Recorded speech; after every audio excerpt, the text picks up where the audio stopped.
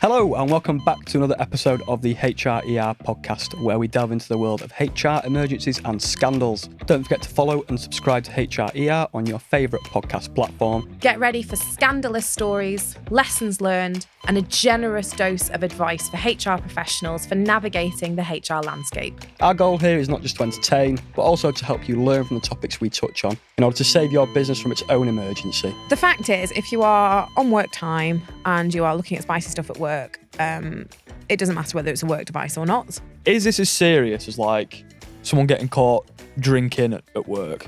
Yeah, I mean, the fact you're asking the question, do you think it shouldn't be? Because there's the chance that whoever does this investigation is going to come across offensive and inappropriate material. If you're a business that isn't training people on things like anti-discrimination, sexual harassment, and these sorts of topics, you are fighting a losing battle. Don't look at spicy stuff at work.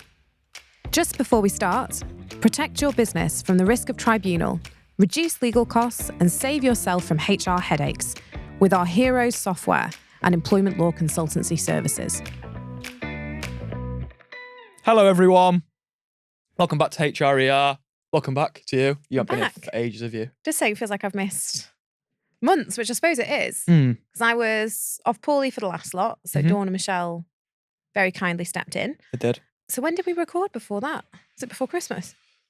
It will have been, yeah. It will have been. I don't feel like I know what I'm doing anymore. I don't even know how we open these things up. No. So, it's a good job. It's steadily informal, isn't it? No, it would have been before. It was before I went away in January, so it would have been before Christmas. Yeah. You are literally like 3 months out. Yeah. I feel like a total newbie. Don't know what I'm doing. Wow. Let's hope I don't embarrass myself and Heroes brand. It's all right, mate. I do a good enough job anyway. We've got some. Today's is quite like, I don't know the term quite to punchy, use. I think this one. Punchy. I think we are punching a bit going for this sort of a topic. One, because it might get blacklisted by every platform that we go on because of the topic of what we're talking about. We're going to have to use quite careful words, I think, so we don't get algorithmed out. We are. YouTube especially don't like certain words that we're going to use. Yeah. And I'd say maybe we give this one a health warning. So if you're deeply religious, maybe not the easily topic for you. offended. Easily offended, yeah. So we are going to be talking about explicit adult material. If either of us use the wrong word, we're sorry, YouTube, but we'll do our best. Yeah. I'll read the email out first because there's a few like other things we can compare this to in recent news, isn't there, to be fair, but we'll start with the original inquiry. Hi Alyssa, needing some urgent help. A member of staff has caught Dave watching adult material in the office whilst she was present. It's made her feel deeply uncomfortable and it's been reported to me. Dave is refusing any knowledge of this happening, especially on work devices. We need to check our systems, but what do we do in terms of handling this claim? It all sounds a little bit embarrassing. Embarrassing. It's also potentially quite serious. Everyone's got the freedom to do whatever they want to do in their own time, provided it's legal. And explicit adult material. Hopefully everybody knows what we're talking about. Do we use the word once and then refer to it thereafter as explicit adult material, even though it's a bit of a mouthful? Let's call it corn. So that that's what everyone calls it when they're speaking about it on the internet. They call it corn. Okay. And yeah, it's just, I'll take your word for it. Just to get honest. Yeah, honest. Yeah. Okay. YouTube. Watch a lot of content about this sort of thing, do you? No, not necessarily. But there seems to be a thing at the minute where like influencers will speak about how it's negatively impacting like relationships and stuff. Do you know what I mean? Yeah. And it's come from that. Okay. That's very insightful of you. I'm informed. Okay. So that's what we're talking about, is someone who has been caught watching naughty stuff at work. Mm-hmm. There we go. Like I say, what people want to do in their own time, on their own devices, provided it's legal. We've actually had new rules in the UK around accessing this sort of stuff, which has, we have, haven't we? Yeah. Which has hit how freely people can access things without signing up and giving their personal details. So, no longer are you an anonymous viewer online. If you're in the UK, you have to give your details and I think a credit card. I don't know. It's like signing into a website. I think it's first name, last name, email address. Again, lots of... I'm chronically online. Okay. Right? Don't try pin things on me. Only because I know your mother listens. So it's how uncomfortable can I make Ollie in one podcast? Yes. Do your worst. So yeah, as I was saying, what people do in their own time, as long as it's legal, absolutely fine. If someone is using work devices to access naughty material at work, then that's potentially a very serious disciplinary offence. So that's the starting point. let's dive in, take this one to pieces and see where we go with it. Far out thing, but you said it's like potentially serious. Is this as serious as like someone getting caught drinking at work? Yeah, I mean, the fact you're asking the question, do you think it shouldn't be? I don't know. Yeah, I'd say watching naughty material at work. Depends if you get caught or not. Sorry. Do I need to like have some monitoring on your on your work laptop? I'm good. I'm good. Honestly, I'm good. No, it is. This is up there pretty serious. One, you're on work time. You shouldn't be watching anything, whether it's the football, whether it's, you know, reading the news, or naughty stuff. But also, depending on the type of websites people are going on, you know, there's malware risks and things like that. But also, I mean, I'm going to make a generalization here, and I don't know if I'm maybe going to take this too go far. on, because I do it all the time. You do it. If people are watching this sort of stuff, normally it's like a personal gratification sort of thing. Strange way of putting it. Yeah, that's not the sort of like environment we want to be promoting at work. No, it's not a professional thing to be doing. No. And in this instance where someone has allegedly caught somebody else doing this, it's going to make somebody else feel grossly uncomfortable. It's going to bring allegations around things like sexual harassment. And normally this is something that in a disciplinary policy, in a company handbook, would be listed as something that's gross misconduct. So while some people may have a different benchmark with how serious they think this is, I would say most of my clients would pin this as gross misconduct. So yeah, in the same sort of vein as drinking at work. It's up there. Yeah. So first question, what should the person in charge of HR processes be doing in the first few hours after this has been reported? What I would say is it's the same as any other allegation. We don't necessarily overreact. So we're not going to be, you know, wrestling somebody out of the room, pulling their laptop off them and being like, oh my God, you're disgusting. At this point, it's an allegation that's been reported. So the first thing that we need to be doing is investigating. So person who has reported it, we're going to be taking a witness statement from them and understanding, to the extent they're comfortable telling us what they saw, that's going to give us the starting point for where we dive into this in a bit more detail. Is this something that we would suspend somebody for? I mean, potentially. If the allegation is somebody has been doing this, one, on company time, two, using company connections, Wi-Fi systems, and a company device, do we think during that investigation there's a risk of either the investigation being prejudiced or something unfair coming, or repetition of conduct? Do we think that they might wipe their computer? If we think there's a risk that it's going to prejudice that investigation, yes, we might suspend them, but not necessarily immediately. It's a complex one because where it involves sexual material, which this one does, and we've got someone who has made that report and who is saying that they feel grossly uncomfortable, is having these two people working side by side, is that going to potentially present a welfare issue? Or could it actually open the person up who's being accused to further allegations? If that person who has seen this is now going to be very heightened emotionally around this person, are they going to be reading things into behaviour that potentially aren't there to someone who's a bit more objective because they've been involved in this situation? So these are all the kinds of things we need to be thinking about before suspension. Because suspension is a neutral act. It's not, you've potentially done something bad, we're going to have you sit at home. Pause type thing. It sort of is. And we've got to justify why we're doing it. Right. So it can't just be a knee-jerk reaction because someone's been accused of something bad. It needs to be, what is the suspension going to achieve? Why do we need this person not to be in the workplace or having access to their systems? Could we move them to another part of the business? Can we restrict access to certain things? The starting point really needs to be, how can we keep somebody here rather than sending them home? Okay. So we investigate. Invariably, we're going to be interviewing this person, and we're also going to be wanting to go onto their devices to see what it is that they've been looking at. Just their work devices, though? So, are you allowed to look at personal? That's a really interesting question. It's not without complexity because you use your personal phone. I do. At work for work purposes. I do. Yeah. Your contract in our handbook has a monitoring clause, which says that we can look at what people are doing at work. So that would potentially give me access to your personal device if I needed to do an investigation. If this was a personal device, the company doesn't have those sorts of clauses and policies in place, but is expecting somebody to use a personal device at work and hasn't wrapped that up in any sort of paperwork, there could be an access issue. Right. And what I would say in those sorts of situations is, this is where HR or managers can sometimes get a bit bogged down in the difficulty of, well, if we can't look on there and see exactly what they've been doing, how are we going to prove this? But there's lots of allegations that we will come across day to day where it's he said, she said, or she said, or whatever. Finger pointing. Where, yeah, we've got to come to a decision on balance. Do we think this happened or not? We don't always have irrefutable proof that something has happened. So if we have, in like this instance, an allegation where somebody says, I saw this, and that person's denying it, but also they're not going to give us access to a device for us to check ourselves, is there a credibility point there? Which, as HR manager, you're entitled to make a decision on credibility as long as you can justify it. So it looks guilty, doesn't it, at that stage? And that's what you'd warn someone is say, look, if you're not prepared to allow us access to something which could clear your name, then we are potentially going to take a judgment on this based on the fact that we considered that you're being obstructive. What are you hiding type thing, Yeah, the key messaging is we're not going to be making any knee-jerk reactions. We're going to investigate as normal. The fact that it's something a bit spicy compared to maybe what other people might be accused of, we're not going to get overexcited and kind of lose our heads over it. We're going to investigate it in the same way as everything else. The other thing that we need to think about here is if we are going to be going onto devices and doing some monitoring and having a look at what's been looked at, is who is going to do that. Okay. Because there's the chance that whoever does this investigation is going to come across offensive and inappropriate material. Would you outsource it?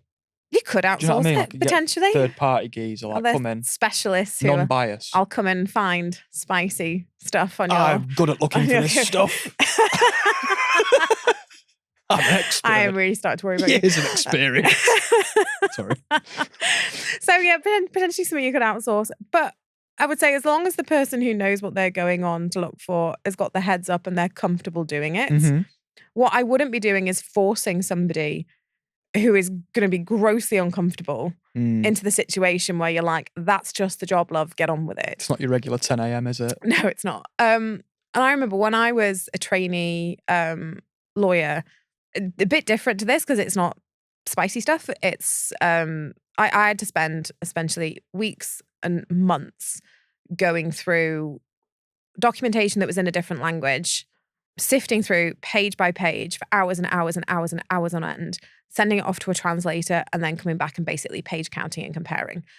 And so I did that for weeks and months as a paralegal with no break, no job variation. Just dead. It became so mind-numbingly whatever that actually it starts to like damage your welfare. Yeah. Where you're at the point where if I see another page of, I think it was maybe Japanese text, I'm actually gonna go and like, I don't know, jump off a building. Change careers, go and do something else because I cannot cope with another day of this.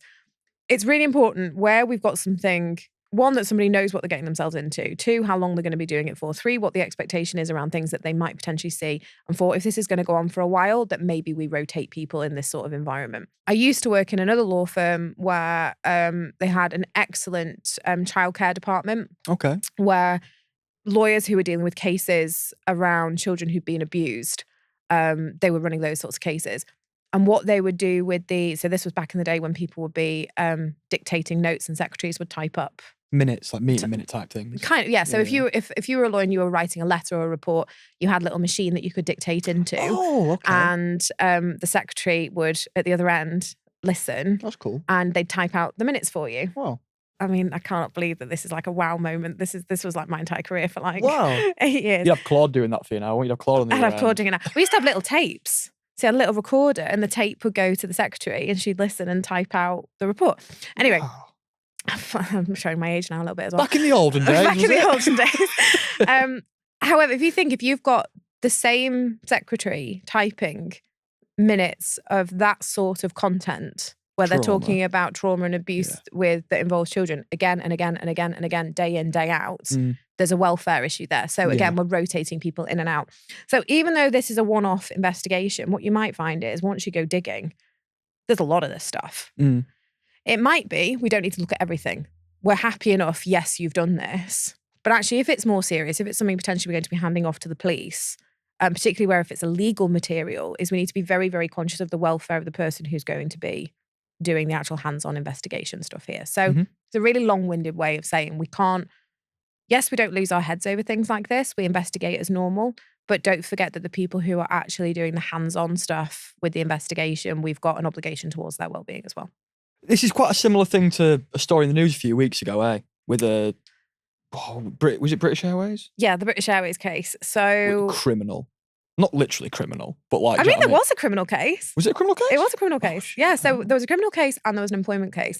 I mean, this one was fantastic. I mean, it's not because it's ruined, I think, 2 lives. Oh, yeah. But I think every employment lawyer and HR commentator has really, really enjoyed doing the commentary on this one. So the employer was British Airways, and they had a staff rest area where essentially they have like little cots or bunks in a room. I think there's curtain dividers. So people between shifts or flights or whatever can go and put their head down before they either go get another flight or whatever. I'm not entirely sure, but it's a room with these cots and bunks. They're not separated by gender. So everyone can... Like a hostel environment. Kind of, yeah. Everyone go and put their head down or whatever. So you have female employee who is in one bed and there's a male employee in another. And the allegation that she made was that boy employee, she heard a noise coming from his bed that she said sounded like a loud slapping noise. And when she looked over, she said he was giving himself a treat and looking at her through the curtain. Oh. She reported this. Obviously, this is something that is 1, very serious, 2, potentially criminal matter, and 3, potentially gross misconduct. He's actually arrested, I think, after a flight or before a flight. Right. From memory, I don't think it was public. I think the passengers either hadn't arrived or had already gone. And there is a full criminal trial. And then the employment case follows. In the criminal trial, he's found not guilty. Mm-hmm. And I'm paraphrasing here because I haven't read the criminal transcript. I've read the employment one, but not the criminal one. The employment one does refer to the criminal one.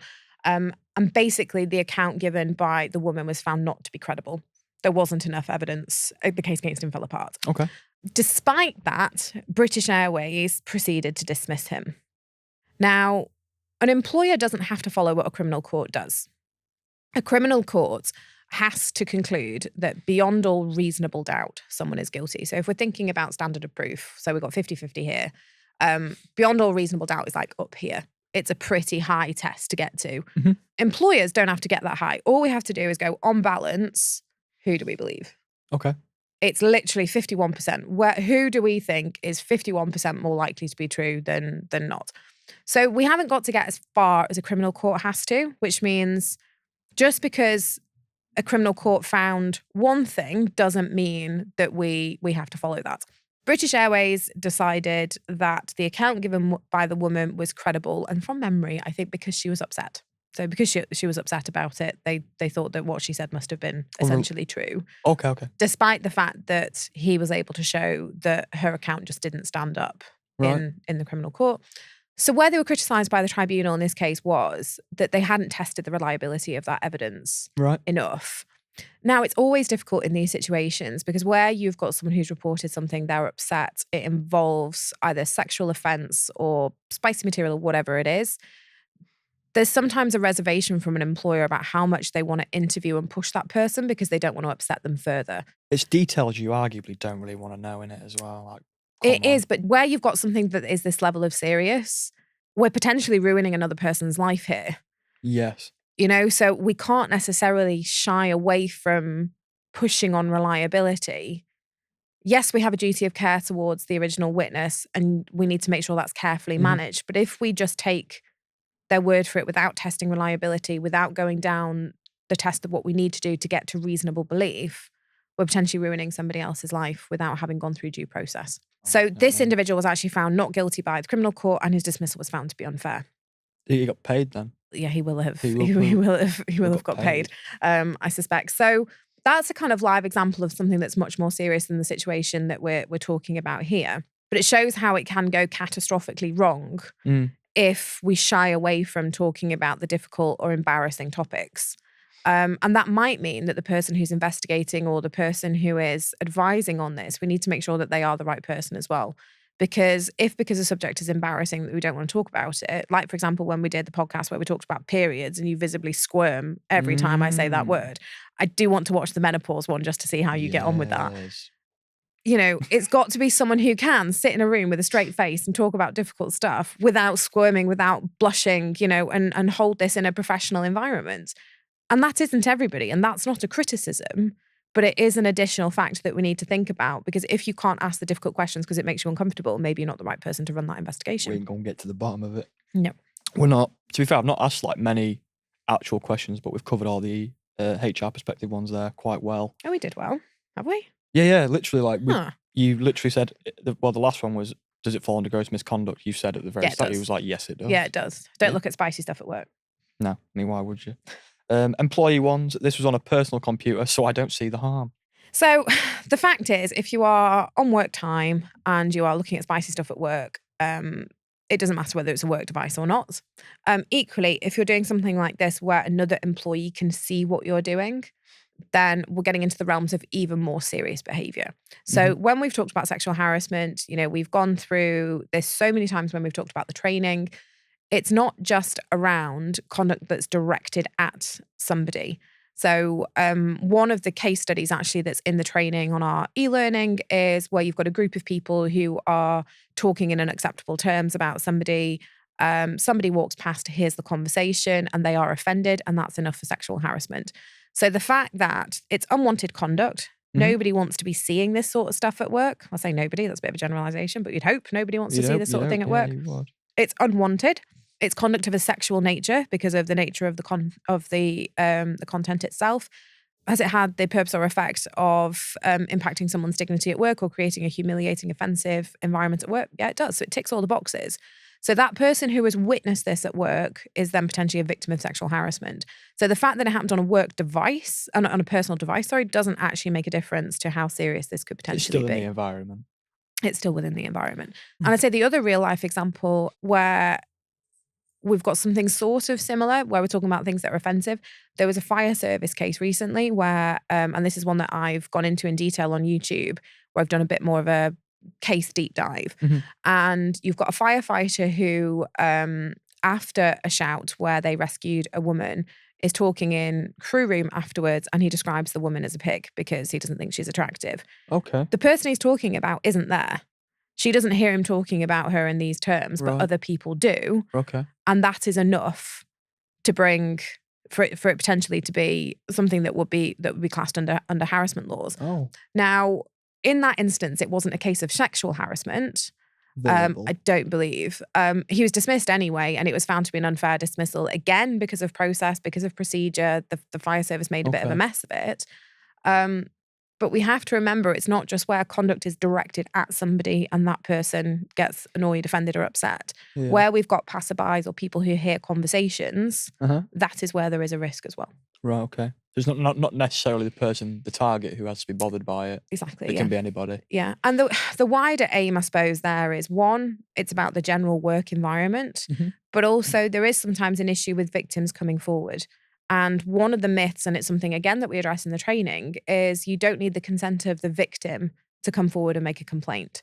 So if you witness sexual harassment or, any other type of harassment going on in the workplace, you can report it even though you're not the victim. It's not targeted at you. Because if you've overheard it and you have suffered the environment as a result, you are also someone who is technically a victim under the legislation. So you don't need the consent of the victim. Anyone can come forward and report this stuff. You mentioned training there. We'll close on that if you want, because that's probably the measures you need to take to avoid these kind of things now. Training isn't a magic pill. I'm going to have Dawn. You've got to pay attention. I mean, Dawn's going to be shouting when she hears me say this. Training isn't a magic pill.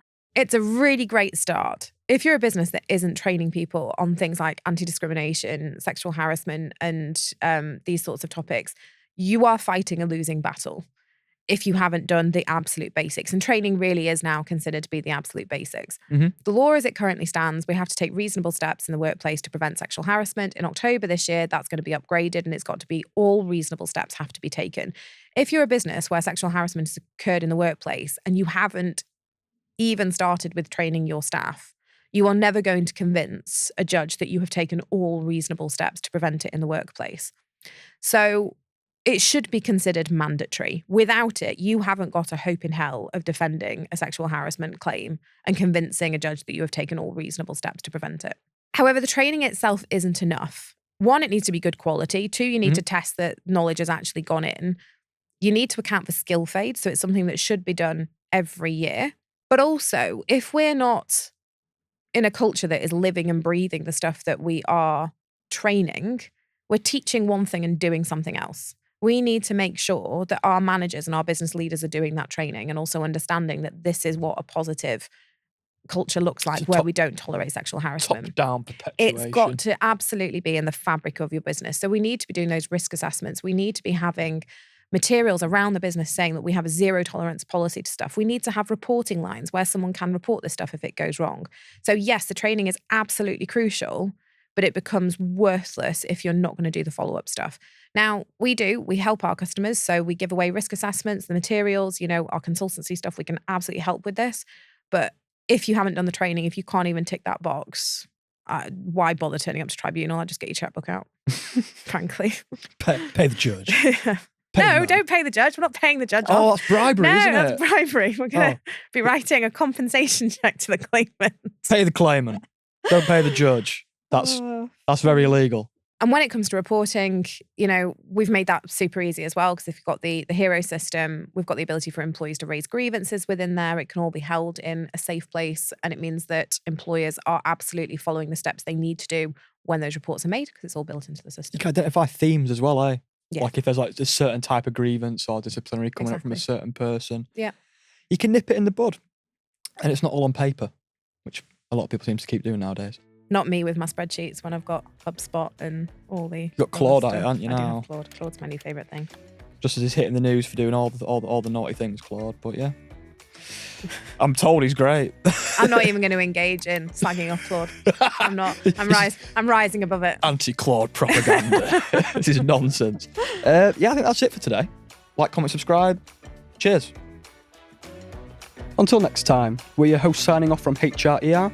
Take care of your HR and may your workplace be disaster-free. Before we go, a big thank you to you for tuning in, and don't forget to subscribe. If you have your own ER stories or suggestions for future episodes, reach out to us at Heroes or on social media, or even hrer@heroes.co.uk. As we navigate the maze of workplace blunders, remember that no organisation is perfect, but by sharing these stories, we can all work towards creating healthier, happier and more productive workplaces.